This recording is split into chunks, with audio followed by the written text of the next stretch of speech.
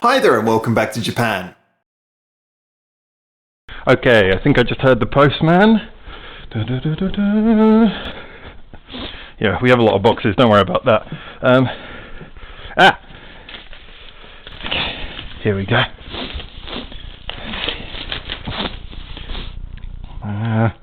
Why is this cellophane stuff even a thing? God damn it! Okay, so here it is at long last. Oh, wait a second. So here it is at long last, BAND-MAID's new album, Conqueror, and we have 15 tracks to get through, 5 of which we've already done, but they'll all be in the playlist, so let's get on with it. Hi there and welcome back to Japan.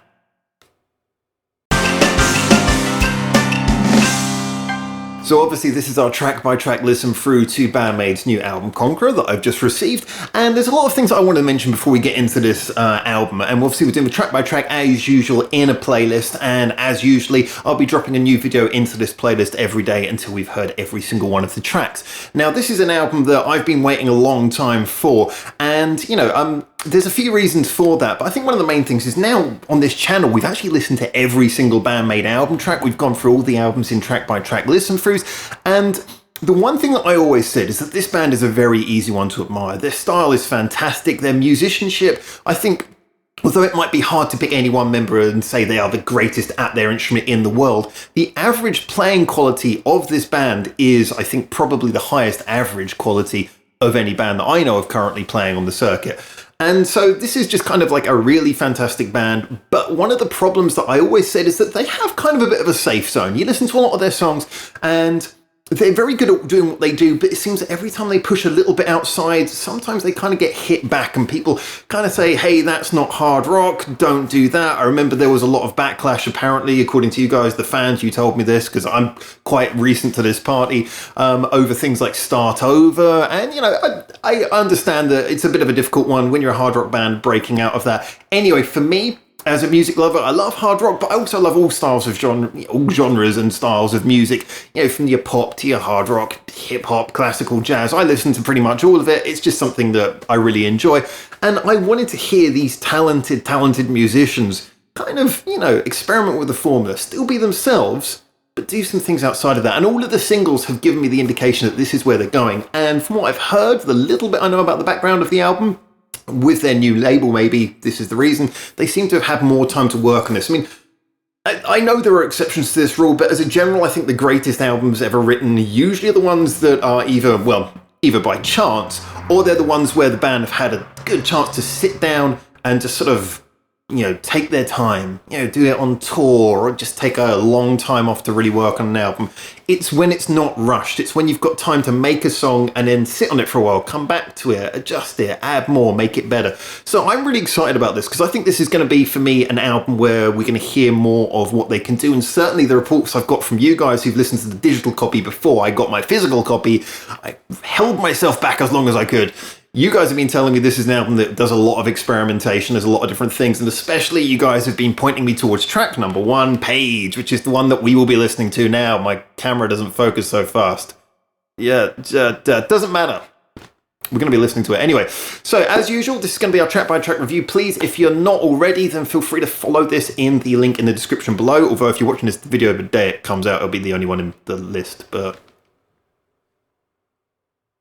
anyway, yeah, follow it. So we're going to listen to Page now. I'm really excited about this. This is the beginning of the album, and let's see where it starts off. I'm really, like I say, I'm willing to be kind of more, we'll be positive and negative as always. We'll give the subjective opinion on this as well as the objective, but I'm willing to kind of give any album more of a chance and be kind of more forgiving with any album that seems like it's really trying to do something new. So I'm hoping that when I press this play button, I'm going to be in some way inspired and blown away. It's not like I'm setting the bar too high, is it?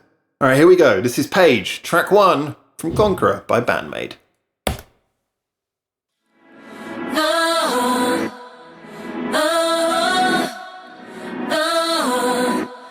Don't wanna look there and look to the clouds. Oh, nice harmony already. To love yourself.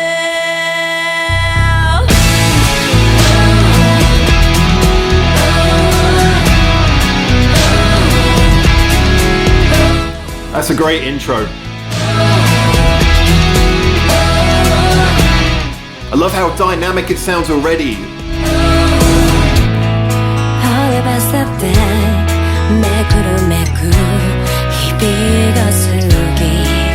You can shine, start a new page. Oh, 一歩踏み出す香り揺らして There's a lot of room in this from all things, the electric, the acoustic playing alongside. Here we go. Don't wanna look down and look to the clouds. Don't forget to love yourself. 心の声を聞いて please. 鏡を映して Stay beautiful. That's a very pop style of backing vocal, but they've used it really well just to enhance what they're already doing. I'm loving the chorus as well. Simple but effective. What you need at the beginning of the album to bring people in.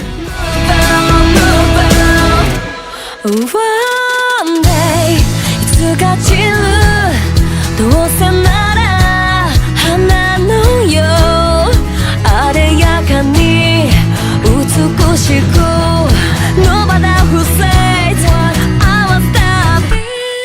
Oh, Just an interesting flip on their usual style of changing the second verse. Here they kind of stripped it back.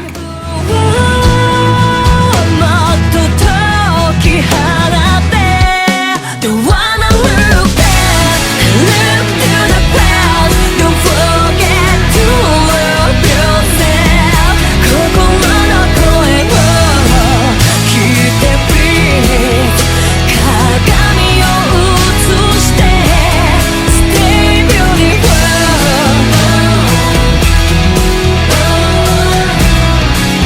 You should move on, move on. I hope they do this as a concert opener because this will be a good one.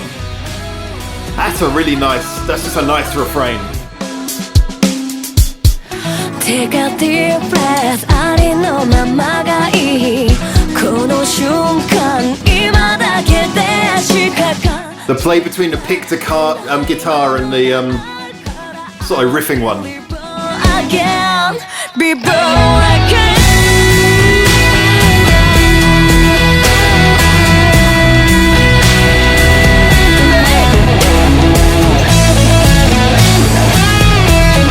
Konami does the Eagles. That's nice. That's a proper solo. That's a proper solo. Don't wanna look down, look to the clouds. Don't forget to love yourself. 心の声を聞いて please. 鏡を映して Stay beautiful.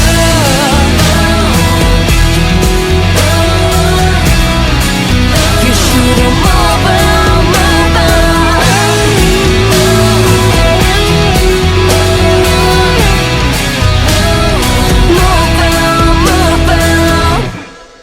Alrighty. Wow, yeah, we have quite a lot to unpack there. I was kind of interested where that was going when it first started off, but well, long story short, I'll give you the first thing I'm going to say.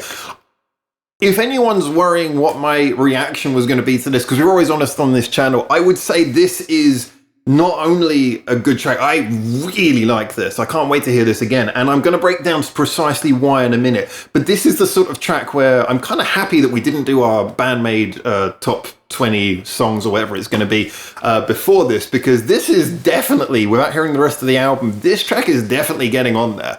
I'm pretty sure of that. The question is, why do I like this one so much? Now, for me, this has a lot of things going for it. Now, primarily, I would say that although it starts in a slightly unexpected way, and it does a beautiful thing by before even the guitars come in, it's got a little vocal harmony going on, which is a beautiful thing to do.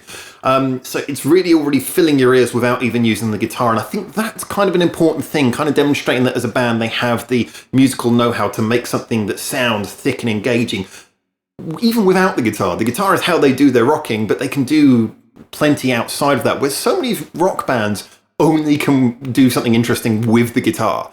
So I think it's nice to immediately, from the very get-go, set out that they have got lots of interesting ideas to show on this album. But then the guitar comes in, and the guitar immediately itself then demonstrates that they're going to be playful with that as well. Now, what they did a lot here, at the beginning it was kind of simple. They had, like, I think it was 2 electrics and an acoustic, from what I could tell. It was a few layers of guitar being done, which is absolutely fine in the studio. You can do that. You should do that if you want to. But had the acoustic and the electric picking together, which gives this fantastic thing when you do that. The acoustic has more of a twang, so you get the little brightness, you get the punchy bits off of that. And then the lower notes, if you like, the more forceful thing comes from the electric, and it makes more of a clear statement for what notes are being played. Now, I was saying this before in one of my previous reviews, and this actually comes up as quite an important thing. With rock bands, I'm just going to reiterate this point. Sorry if you've already heard me say this before. Anyone can plug in guitars, be loud, chug, and give you that sort of energetic floor booming. You know, making the floor move is easy. Anyone can do it. That's just how big and powerful your speakers are. It has nothing to do with how much you rock. Giving the song identity for a rock band mainly comes in the higher frequencies, because that's where your normal things don't give you any room. And, you know, slightly more, shall we say, stereotypical bands just fill it with, let's do a lot of twiddling guitar solos, that's how we'll fill up that room. But a real band who works as a band where every member's involved know how to do things that fill up those top regions and give the song identity. And here, this is where you've got that acoustic thing. Now, I don't know who's playing what, whether Miku's playing the acoustic or she's playing the electric, but you can hear Konami and Miku are clearly working together on this. And, you know, they're covering a lot of frequencies by doing acoustic and electric together. The mid-tempo speed of the song, you know, often mid-tempo songs, what you get is you get more gaps and things sound more empty. But when you give it to a good band, I almost did that, I meant that, pointing to the CD. When you give it to a good band, what you actually get is you get space to put in interesting ideas. And this is awash with interesting ideas. Like I say, everything from the fact that you can now have more layers of guitars and they can be a little bit looser because they've got more room to play. The drums can be more interesting. You know, this was a simple beat from Akane, but she did it with a lot of, you know, cleverness. It was nicely sort of rhythmic, as well as keeping fairly simple, just the right touches in the right places. It gave room for that backing vocal to shine through more and have its space. For me, this was just something where there was a lot of room in this song, and the room was well used. It wasn't just crammed full of things, just little sounds coming in and out. Now, that is a very pop thing. And this song had a slight, shall we say, pop acumen to how it was produced, and I think that came across really well. Sometimes when rock groups try to throw in pop production, it gets a bit cheesy. It's almost like they just sort of kind of, you know, they're getting a circle peg and trying to stab it into the square hole. It's not going to work. You know, it's like trying to say, well, here's like a bass line from a pop song and let's just put some guitars on top and maybe that'll work. You know, often that sounds very awkward. This to me was nice, you know, with little touches. Like I say, that backing vocal was done in a very sort of pop way. Occasionally there were little, I noticed there's little playful production things on the drum beat as well, which I also heard now on Blooming when we did the review of that when it came out yesterday, 2 days ago. You know, there's little playful production on the drum beat that the band have allowed to be done. And it's nice, it accents certain little things. The producer is really adding something to this song. I don't know if they have the same producer throughout. I know there is one controversial song we'll get onto later I haven't heard, which does have a different producer, but assuming that it's the same producer throughout the rest of the tracks, then we're in very good hands, because this is well produced. There was, you know, the producer did things to sort of tweak little sounds, do little playful things, but didn't detract from what the band was doing. And clearly the producer, one of the big things they do is also they kind of encourage the band to try things. You know, a good producer will encourage the band to try things. Because bands, even really good bands, sometimes can think in a slightly two-dimensional way. They think of their instrument, they think, okay, I'm going to play this. You know, the guitarist will look at her pedal board, think, I'm going to play this. It might be the producer who said, hey, look, have you thought of doing this on acoustic at the same time? Things like that. So whoever was responsible for all of the sound choices, we don't know, but I do think this definitely shows that they're in good production hands, certainly on this song. The chorus was fantastic. Really like that. It was, okay, it's one of those choruses that I think would stop this being a single because it's not catchy enough in that kind of memorable way, in that, you know, it's not the most unique chorus ever. What it is it's very easy to sing along. it's got the whoa bit in the background. The background vocals are fantastic. It's got a nice, clear lead melody. It's something that, when you first put on the album, immediately people will feel engaged by it. And like I said, I think this would come across really well live. I can imagine people singing along with either the fore line or the backing line of the vocals. It'd be brilliant. Little touches all the way through, the second verse where they kind of went for something a bit simpler then. The guitars came a little bit more strummed, a little bit less intricate, and the drums baked down to a bit of more of a boom, boom, boom. Actually, I don't think the guitars were full on strum, but it just became a little bit less intricate and a little bit more impactful. And you could tell they were doing something a bit different there, because usually they do it the other way around. Usually the first verse is very simple with BAND-MAID, and the second verse is very complicated. They kind of flipped that on its head, in my opinion, here. A good bridge, the bridge was a similar thing again. I think in all of these cases, it's, the verse was just building up to the chorus and the bridge was doing the same thing, just building up to the chorus, but it was all done with these lovely little intricate flares. The guitar, like I say, in that bit, I kind of muddled what I was saying when the song was playing, but the guitar did a lovely little thing where you had one was picking on one side, and on the other side you had like a da-da-da-da sort of, I guess almost riffing on the other side. Solo was great. You guys know, if you've been following this channel for a while, I'm not a big fan of overly twiddly solos. Sometimes it can work, but for me a solo has to be something that forwards the arrangement of the song. It has to push the song forwards. And this was like that. It kind of went into this kind of almost country rock style of you could almost imagine that solo when it was playing. I could almost imagine Kalami standing in a big Stetson, one foot up on like a small hay bale, and just playing that while the camera pans and her barn and tractor are behind her, and always there's an American flag every time you hear like a country solo. It kind of felt like that, but it worked in the context of the song. It really worked, and it was like those sort of country style solos. I think I called out the Eagles at the time. That might not be the perfect example, but kind of like it's that kind of anthemic solo where you hear it and you can almost sing along to the solo, which is a really fantastic type of solo if you can do that. Just the whole thing to me was very complete, worked really well. So if we're going to critique that, the nearest I can get to critiquing that is, like I say, maybe the chorus is great, but I think that it's not like it's difficult. It's memorable in a sing-along way. I don't think it's the sort of one that's going to get earwormed into your ear, but I've got very little to criticize about this, which is great on one hand. However, the biggest worry I have about that is the whole point of this channel is we don't just go, hey, everything's great. Whoa. We actually try and give honest critiquing, and if every track on this album is as good as that one, it's going to be difficult. Anyway, they put it front and center, and one thing we do on the track-by-track reviews is we do discuss how the songs work in context. Now, obviously, we have no context yet, except for the fact that actually the next song is Glory. Glory, I reviewed quite a long time ago, actually, towards the beginning of the channel. So if you're following in the playlist, the next video you're going to see is a really old video of me reviewing Glory before we pick it back up on Liberal. Glory was a really good sort of like high energy rock song. So in that context, I think this is a fantastic album opener. It gives you this big anthemic thing that you can bob your head along to. It's slow, but it's not lazy. It's very engaging. It's full of things to, really sort of treat your ears, and it gets you really engaged. And then they blast you into the next track, Glory, which is a real rocker. So feel free to check out my old review of that, which is coming up next in the playlist. And then after that, we'll move on to the next song, Liberal. So this is already I know that the first two tracks of this album is a really strong start.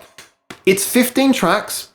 I did say before that one of my problems with World Domination is that album got a little bit towards the samey territory. Some tracks sounded like clones of others.